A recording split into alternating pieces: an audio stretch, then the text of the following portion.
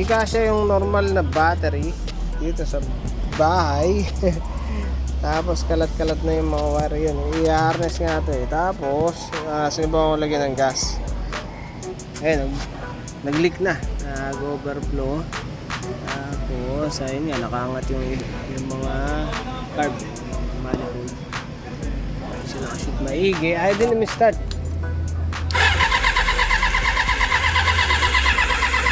Ayaw pumutok. Ang putik.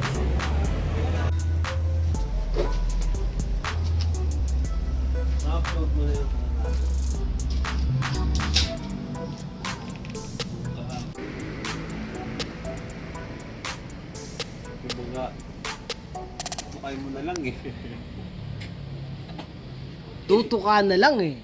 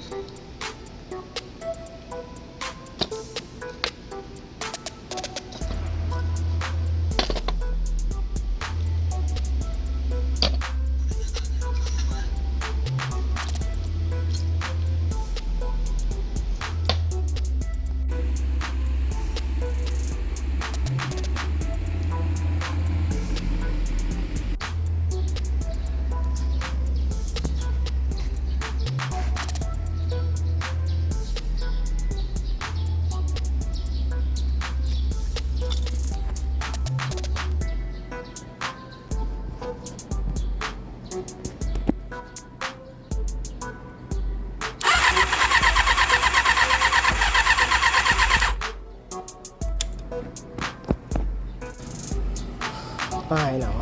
Putas. Saan tsumempo lahat ah. Yung isang spark plug high tension wire gumagana, yung isa hindi. Malamang sa coil na ito. Pakita ko lang din. Tapos ngayon, tiyempo naman ang puti. Ayun, may start ulit. Kanina ayaw na eh. Naglolo ko yung starter relay siguro, starter motor kasi dinokto ko yung starter motor. Ayun. Ito meron. Ito isa wala.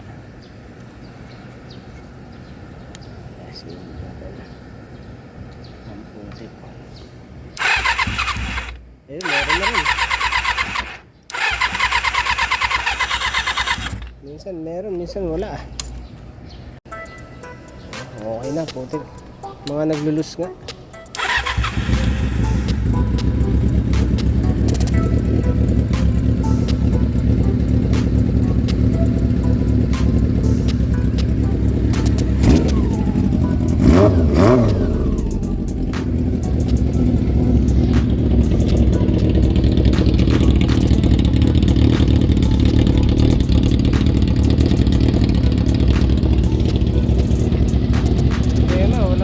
Battery, yung CDI, tsaka yung rectifier. Tapos to pang spec yata itong manifold na nakuha ko kaya nakatingala. Didinig ba ako? Ayan, nakatingala. Nakatingala.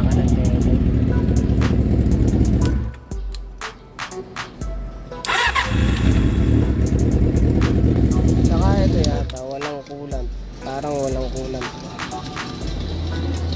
Wala nga. Toyota. Paalam ko. So ito, gagawin ko na lang to ng part 2 para sa paglagay ng rectifier. Tapos yung battery, ordering ko yung battery na lithium para mas maliit tsaka mas magaan. Tapos yung harness, harnessan pa to eh. Tsaka yung tangke lalagyan ng gas. Tapos to coolant pa pala. Medyo marami pang asikasuhin. Pero at least ito na, one click naman siya no. Naka ano to, naka 2 turns out lang yung fuel screw. Pinalitan ng pilot jet, carb kit ko no. Yung main pala hindi ko pinalitan, yung parang yung main niya 120. Tapos manifolds pinalitan. Patay muna natin. Manifolds pinalitan. Gasket yun siya kasama sa carb kit no. Spark plugs, palitan yung spark plugs. Ay, yun muna. Putik. Wanip.